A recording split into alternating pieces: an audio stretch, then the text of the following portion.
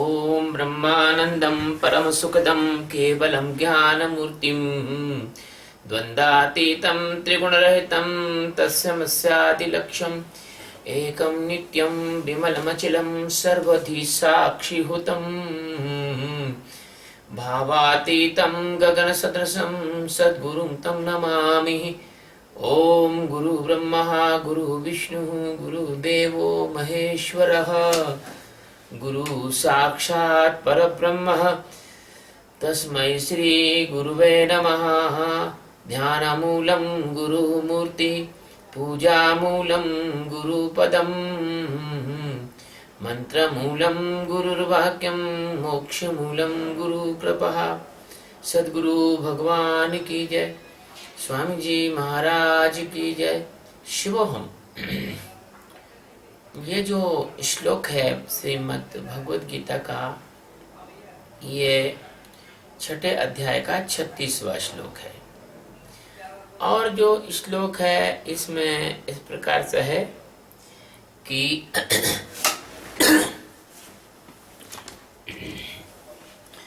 असंयतात्मना योगो दुष्प्राप्य इति मे मतिः वश्यात्मना तु यततः शक्यो अवाप्नुपायतः।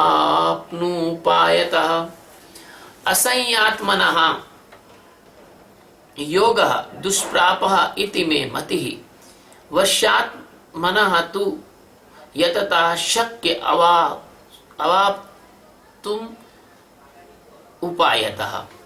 तो असंयात्मना यानी जिसका मन बस में किया हुआ नहीं है, ऐसे पुरुष द्वारा योग यानी योग दुष्प्राप्य यानी बड़ा कठिन है, मिलना असंभव है।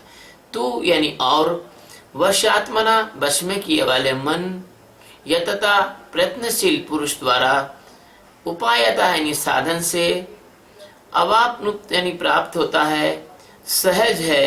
इति यानी यह मेरा मत है। तो ये जो श्लोक है भगवान का, ये श्लोक एकदम स्पष्ट बात कह रहा है। क्या कह रहा है कि जो असंयात्मना है, जिसका संयम नहीं है, जिसका उसको ये बहुत दुष्प्राप्त है, नहीं मिल सकता उसको। और जो संयमित है और वशात्मना मतलब जो अपने अंतःकरण को वश में रखता है, उसको ये सरल है। तो इसका ये शाब्दिक अर्थ है। और भगवान सतगुरु सच्चिदानंद परमात्मा जो अनंत अनंत आकाश गंगाओं के एकमात्र आधार हैं, अधिष्ठान हैं, और वो एकमात्र उन आकाश गंगाओं के मालिक भी हैं। तो एक ऐसा मालिक, जैसे आप शरीर है, आप शरीर के मालिक हैं, और शरीर में मान लीजिए कहीं मस्सा है या कहीं शरीर में कोई तिल है या शरीर में कोई रचना है, वो आपकी हुई ना। ऐसे ही भगवान का यह शरीर में अनेक अनेक आकाश गंगाएं मौजूद हैं। तो ये वही तो मालिक हुए।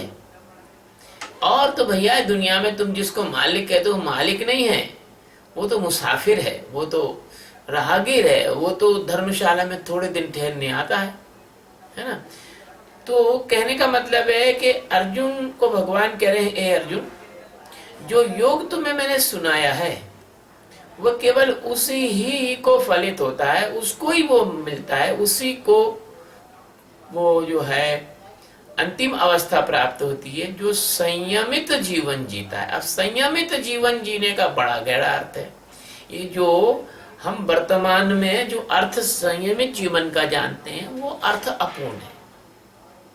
क्योंकि आप कितना भी संयम करोगे, आप आंख में पट्टी भी बांध के रह लो, या घोड़े जैसा, घोड़ा के हरा हरा वो लगा देते हैं चश्मा टाइप, वो आगे ही देख पाता है, साइड में नहीं देख पाता।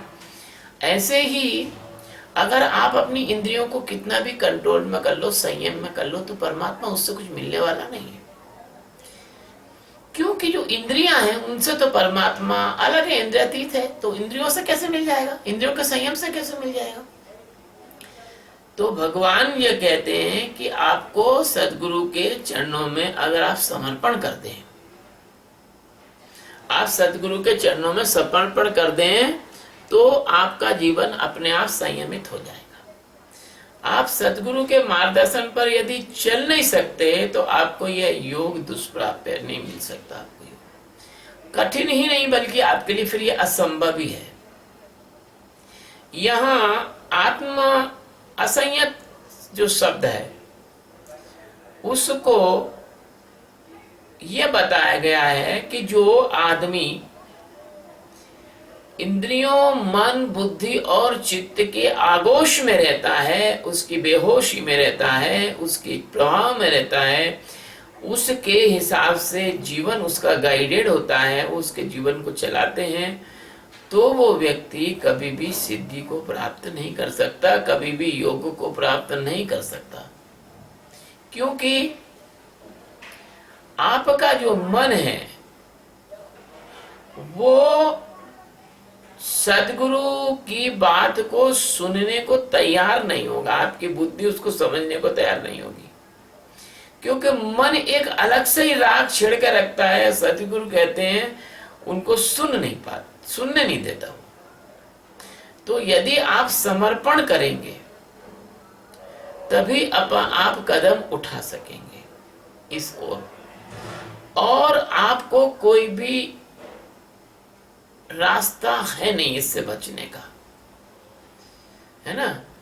तो गुरु महाराज के सुझाए हुए साधन से ही यह प्राप्त हो सकता है, अन्यथा प्राप्त नहीं हो सकता। एक मुझे बोध कथा याद आती है, प्राचीन बोध कथा। एक राजा बहुत परेशान हो गया राजकाज की चिंताओं से, और वो एक महात्मा के पास जाता था। वो उनके गुरु थे। तो महात्मा से उसने कहा कि भगवान, मैं तो बहुत ही परेशान हो गया हूँ, बहुत टेंशन में आ गया हूँ, ये राजकाज मुझे बहुत परेशान करता है। तो उन्होंने कहा कि भाई देखो, इससे तुम्हें मुक्ति दिला सकता हूं, लेकिन एक शर्त है। बोले क्या? ये पूरा राजपाट तुम्हें मुझे दान करना पड़ेगा। तो राजा ने कहा बिल्कुल। तो राजा ने गंगा जल बुलाया, अंजलि में जल लिया और पूरा राजपाट दान कर दिया गुरु महाराज को। अब गुरु महाराज को दान कर दिया। अब राजा बैठा, तो गुरु महाराज ने कहा कि राजा, बोले क्या? ये जो तुमने दान किया, ये हम तुमको हमारे नौकर बनो और इस राज्य को करो, और तुम्हारे लिए जो खाने पीने और रहने का जो परिवार का खर्चा है वो तुम खजाने से ये समझ के ले लो कि हम वेतन दे रहे हैं तुमको, और बाकी तुम सेवा करो अपनी जनता की। लेकिन जब भी तुम राज करो, सिंहासन पर बैठो, तो ये सोचना है कि मैं गुरु महाराज का नौकर हूं, ये राज मेरा नहीं है, गुरु महाराज का है। तो ऐसा करने से उस राजा को दे दिया। राज चला गया। फिर कुछ दिन बाद आया तो उन्होंने पूछा कि क्यों भाई, अब क्या तनाव? बोले अब कोई तनाव नहीं है। बोले क्यों? बोले अब तो मुझे कोई इतना लगाव ही नहीं रहा राज्य से, मैं अपना आपका सेवक समझ के काम करता हूं, मुझे लगाव नहीं है। तो यहां पर यह बात है कि जब तक तुम्हें संसार व्यवहार की चीजों में लगाव रहेगा तो तुम कैसे होगे? असंयत आत्मा हो जाओगे, क्योंकि लगाव के कारण, आसक्ति के कारण तुम्हारा कर्ता भाव हमेशा खड़ा रहेगा। तुम सोचोगे मैं करता हूं। इसलिए सतगुरु जब दीक्षा देता है तो आपके आपके हाथ में जल देकर आपसे संकल्प करवाता है, आपसे सब कुछ ले लेता है। लेकिन बहुत दुख से बात कहना पड़ती है कि शिष्य बेईमान हो गया। क्यों? कि गुरु को सब कुछ देकर भी वो कुछ भी नहीं देना चाहता। वो गुरु को देता है, गुरु उसको कहता है अच्छा ठीक है, चलो ये शरीर आपने मुझे दिया, ये मन मुझे दिया, ये बुद्धि मुझे दी, ये चित्त मुझे दिया, ये अहंकार मुझे दिया, तो आप एक काम करिए, अब इस शरीर में आप रहिए, लेकिन मेरे सेवक होकर रहिए। ये तन है, ये मन है, ये धन है, सब मुझे आपने समर्पण कर दिया, ये तन आपका ले जाइए। क्योंकि शरीर कोई उच्चाकल है, गुरु कोई उचक्का लफंगा तो है नहीं कि तुम्हारे तन से कोई मतलब है उसको, या तुम्हारे धन से कोई मतलब है, या तुम्हारा मन भागा भागा फिरता है। तो क्या गुरु के पास कोई कमी है इस बात की कि तुम्हारा मन चाहिए? नहीं, तुम्हारा समर्पण कराने के लिए, ताकि तुम इस तन मन और धन से आसक्त होकर तनावग्रस्त न हो, कामुक क्रोधी लोभी मोही न हो, इसके लिए गुरु महाराज तुमसे लेते हैं। लेकिन तुम क्या करते हो कि बस ऊपर ऊपर कह देते हो कि हाँ दिया, लेकिन वास्तव में देते नहीं। अगर तुम वास्तव में देते होते तो ये नहीं कहते कि गुरुजी मुझे इस चीज का तनाव आ गया, गुरुजी मेरी पत्नी ने ऐसा बोल दिया, गुरुजी मेरे बच्चों ने ऐसा बोल दिया, गुरुजी मेरे पति ने ऐसा किया है, गुरुजी मेरे को पिताजी गाली दे रहे हैं, गुरुजी मेरे को फलाना हो रहा है। अरे जब तुमने तन मन और धन सदगुरु को दे दिया है तो तुम तो ऑटोमेटिकली ही वश्यात्मा हो जाओगे। असह्य आत्मना तो हो ही नहीं सकते हो तुम। इसलिए इसका गूढ़ अर्थ यह है कि किसी ब्रह्मवेत्ता सदगुरु को अपना सब कुछ समर्पण करके और फिर उसकी आज्ञा लेके और फिर धीरे धीरे अपना जीवन संयमित और ठीक से निर्वाह करो और ध्यान करो, और ध्यान करके अपने आत्म स्वरूप में जागो। मेरे सदगुरु के पास उनके शिष्य आया करते थे, उनसे बिना पूछे मजा लेके कोई काम करते हो या कहीं जाते हो, कहीं जाना हो तो जैसे नौकरी पे छुट्टी मांगने आते हैं, ऐसे गुरु के पास आते थे, कहते थे गुरुजी मेरे को इंदौर जाना है, गुरुजी मेरे को ग्वालियर जाना है 2 दिन के लिए, क्या आपकी आज्ञा हो तो मैं चला जाऊं? तो गुरुजी कहते थे चले जाओ। और कुछ लोगों से कहते थे कि आज मत जाओ, कल जाना, क्योंकि गुरु महाराज जानते थे क्या करना उचित है और कब करना उचित है। तो ये जो है, जो संयत आत्मा होता है वो सतगुरु का समर्पित शिष्य होता है। जो असंयत आत्मा होता है वो मन माने ढंग से जीने वाला व्यक्ति संसारी होता है।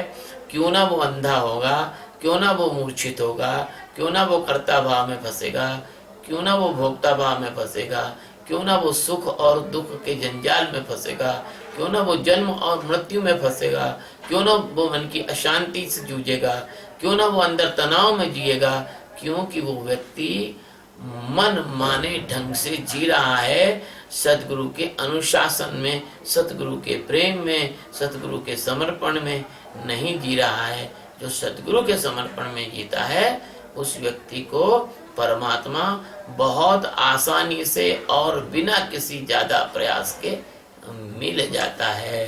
इसलिए सद्गुरु भगवान की जय, स्वामी जी महाराज की जय। शिव।